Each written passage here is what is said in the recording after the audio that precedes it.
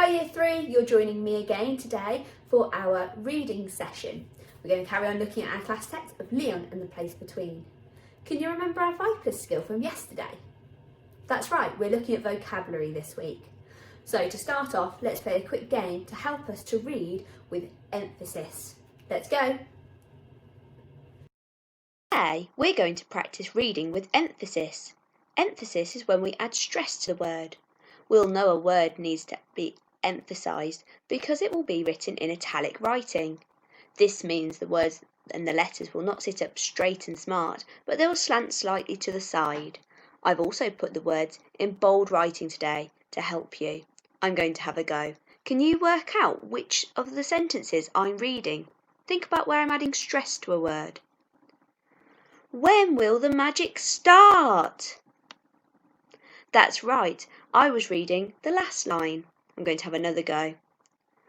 When will the magic start? Which line did I read that time? That's right, I read line 2 and I added emphasis to the word will. I'd like you to have a go with that. Pause the video.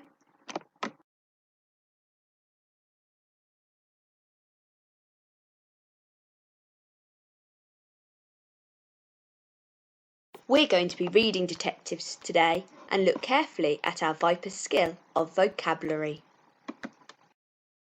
This is your checkpoint. Would the author describe the day as windy or calm? What do you think? Look at the picture to help you. Pause the video and discuss. It's a windy day because in the picture we can see the flags are waving from the wind.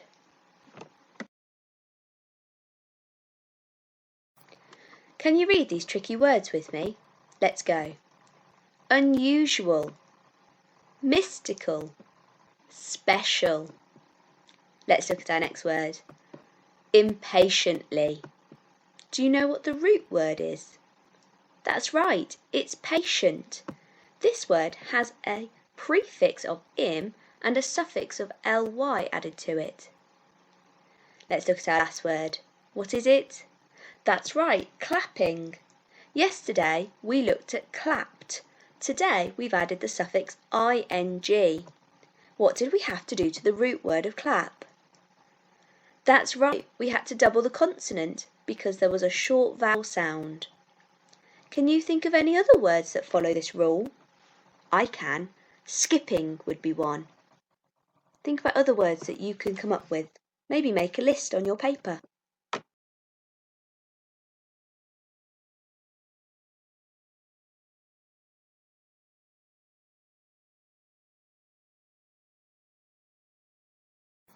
Let's have a go at saying the word fidgeted together.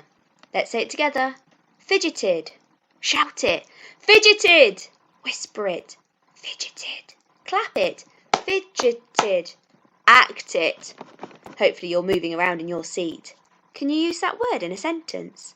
Have a go at the other words on the page. I've also put a new exciting word for you to investigate. Pause the video. We're going to read the start of our text, Leon and the Place Between. It would be lovely if you would join in with me.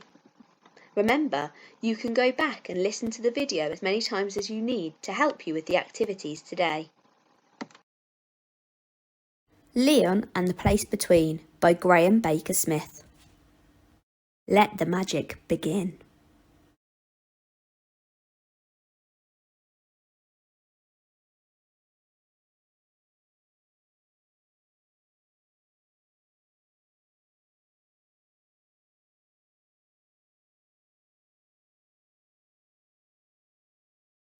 I don't believe in magic, said Tom as he settled on the grass in the show tent.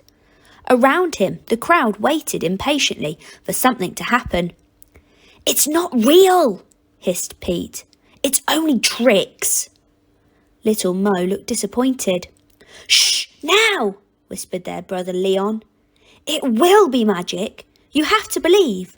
Look, it's going to begin. The lanterns went out.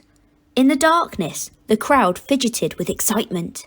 There was a cough, a whisper, and then a loud hush. At last, a soft blue glow lit the stage and the curtains twitched. With a ripple of gold braid, the curtains slowly parted.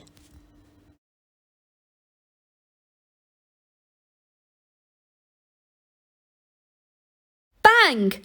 3 jugglers tumbled onto the stage to the pounding beat of a drum. Skittles flew, fast and furious, back and forth, up and over. Tambourines rattled, loud and louder. Skittles spun, high and higher. The jugglers twisted, fast and faster. Then bang! The skittles went up, but they didn't come down. Everybody cheered and clapped. The jugglers bowed and bounced away. Once more, there was only darkness. Now one dim spotlight found a barrel organ, still and silent on the stage. Everyone held their breath. The handle began to turn, but there was no hand upon it. Note by note, the tinkling song of a carousel started to dance from the pipes. Up jumped a barrel organ monkey, all made of wood and tiny hinges. He beckoned the moon to light the mechanical toys. A red-eyed crocodile snapped at a running boy's heel. A ballerina turned on her pink satin shoe. Painted animals paraded into the ark, and a flying machine lurched through the air, up, and over the moon. At last, the barrel organ fell silent. No one stirred. For a moment, the tiny creaks of the mechanical toys cast their own spell. Then they slowed, jerked awkwardly, and were still. The solemn monkey took a stiff bow, and the curtains closed to loud applause. "Now," said Leon, edging forward in the dark. "Now, it's going to happen." Outside in the night, an owl hooted. I want to introduce you to a vocabulary game today. It's called Gobbledygook. I've written a sentence, but I've taken out one of the words, and I've replaced it with the word gobbledygook. We need to see if we can work out what the missing word could be. This is my turn. The sentence says, "The crowd were gobbledygook with laughter."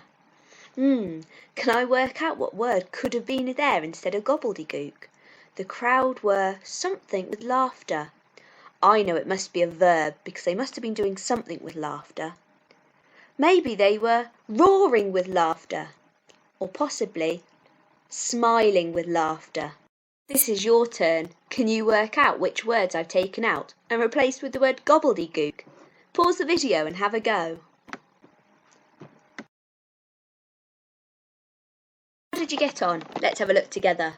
Little Mo looked up at the majestic gobbledygook. Majestic something. So majestic is describing something. So we need a noun. A majestic trapeze artist. The majestic magician. I wonder what ideas you came up with. Let's look at the next one. The curtains gobbledygook and the stage was lit with the gobbledygook magician. The curtains gobbledygook. So the curtains must have done something. So the curtains twitched. The curtains move. The curtains opened. The gobbledygook magician.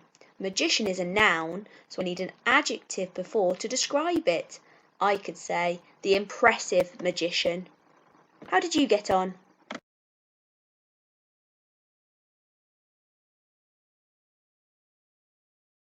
Right, let's think about our chili challenges. For chili 1 today, I'd like to match the word to the correct definition. These are all words from our text. For chili 2, I'd like to listen back to the story and write a word that means the same or similar as sat, watch, and jumped. For chili 3, from the story, write down a new exciting word that you haven't heard before. Using the sentence that the word is in, I want you to see if you can work out what the word means, or possibly the word class. So is it an adjective, a noun, or a verb? When you've had a go at your chili challenges, come back to the video to check your answers for chili 2, but also so we can share the next chapter of Fizzlebert's Stump.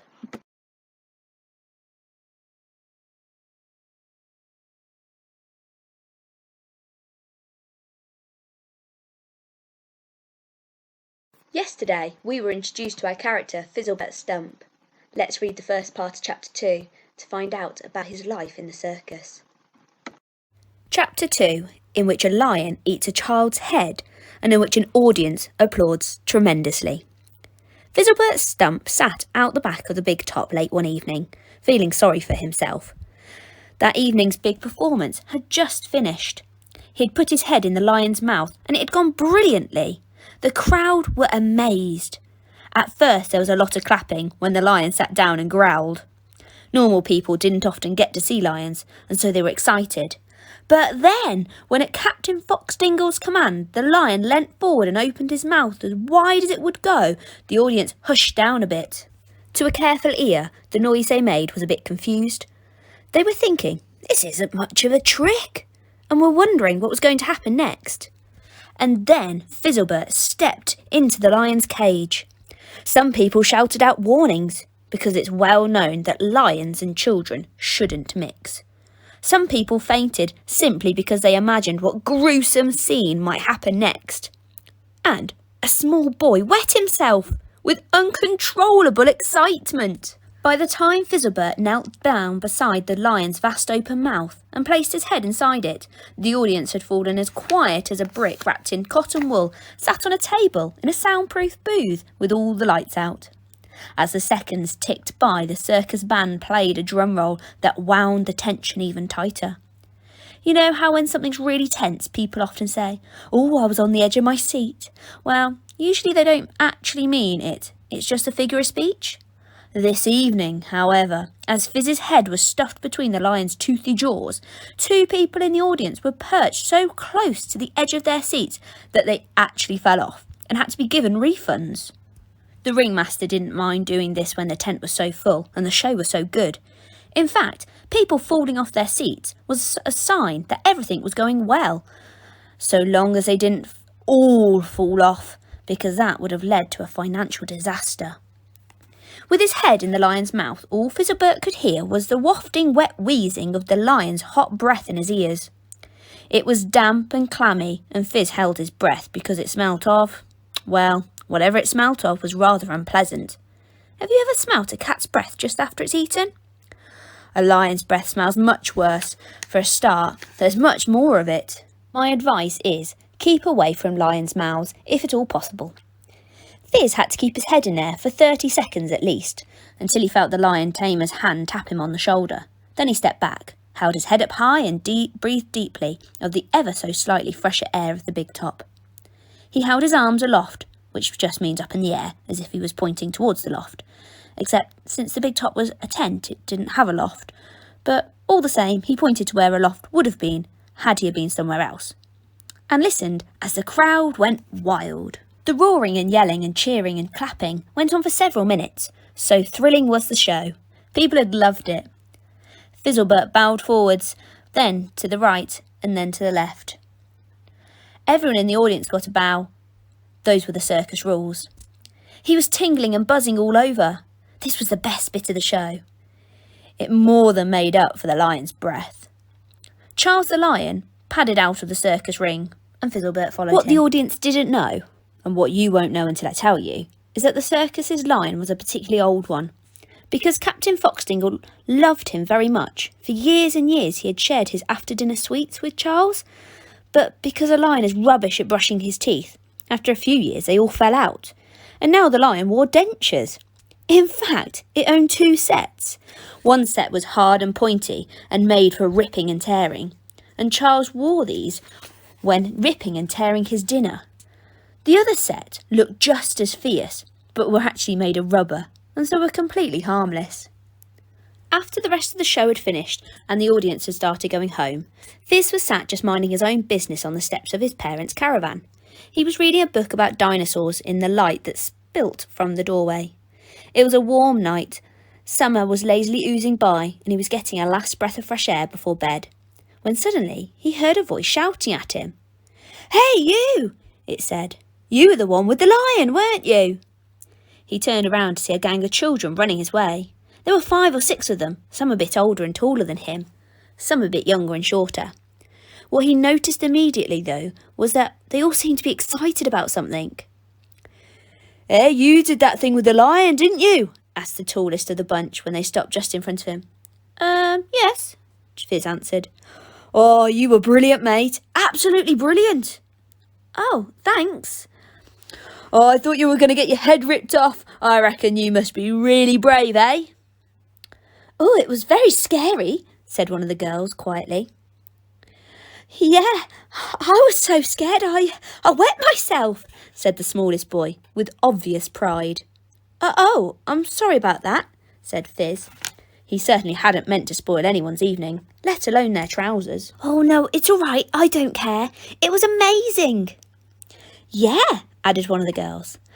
Mum always brings a spare pair of pants for Billy. He wets himself for everything. Well, not everything, but anything he enjoys.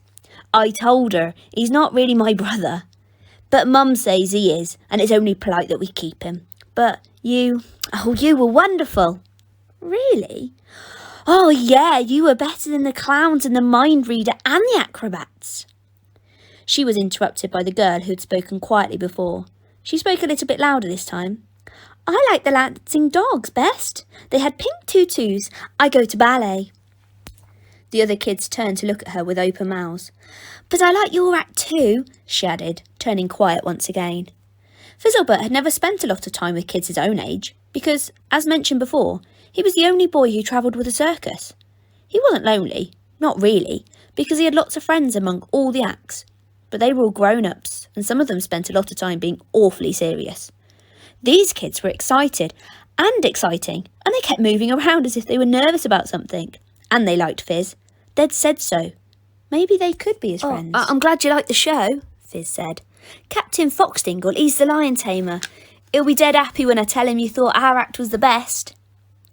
One of the boys prodded one of the others with his elbow, and the one who'd been prodded stepped forward, rubbing his side, and said, Hey, yeah, well, we're having a game of football tomorrow afternoon. How'd you like to come and play? It's just a little kick around after school, you know. Wow, Fizz had never been invited to play football before. He'd tried playing at the circus, but Fish, his sea lion friend, always balanced the ball on his nose, which was unhelpful at best. Yeah, he said excitedly. I'd love to. That'd be brilliant. Oh, smashing. We'll come find you tomorrow afternoon after school. That's cool. When you get here, just ask anyone where I am. They'll be able to find me. What's your name then? Oh, yes, sorry, I didn't say. I'm Fizzlebert, but everyone just calls me Fizz. Fizz held out his hand to shake, but the kids just looked at him. Fizzlebert? The children, who a moment before had been in awe of Fizz, amazed at his stunt with the lion and hanging on his every word, now burst out laughing. I wonder why the children in the story burst out laughing. Do you know? Let's find out tomorrow.